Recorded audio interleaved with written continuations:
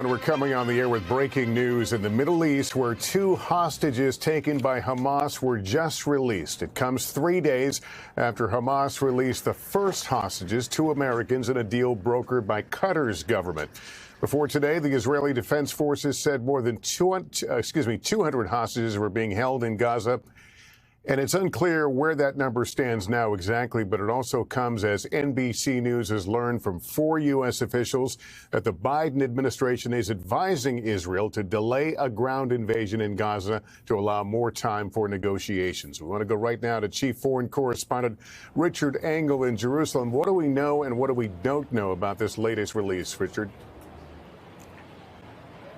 So we know there has been a tremendous amount of mediation to get to this point. So as you mentioned, a few days ago, 3 days ago, two American citizens were released by Hamas and reunited with their families, brought to safety. And then a short while ago, Hamas announced the release of two female Israeli citizens.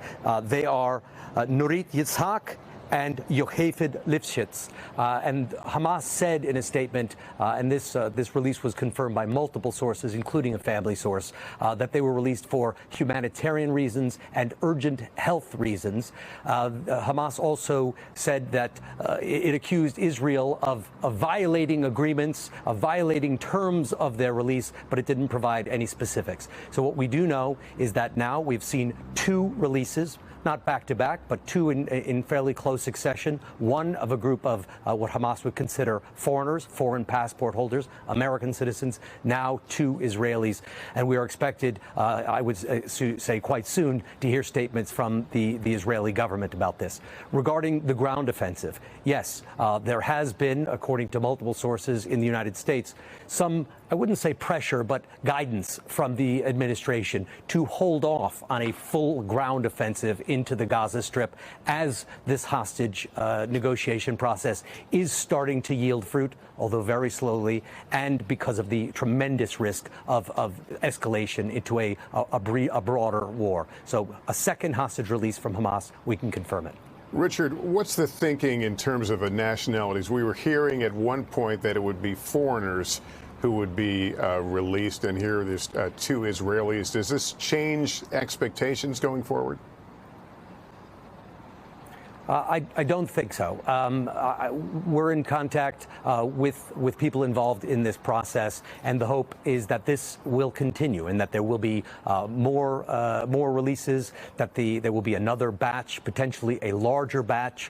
And yes, earlier in the day, there had been some hope that there would be a large group of foreigners, including Americans, perhaps even dozens, that didn't come to fruition. We don't exactly know why, but there is this somewhat cryptic statement within the Hamas statement saying that during the release, Israel, according to Hamas, violated some terms that they had agreed to.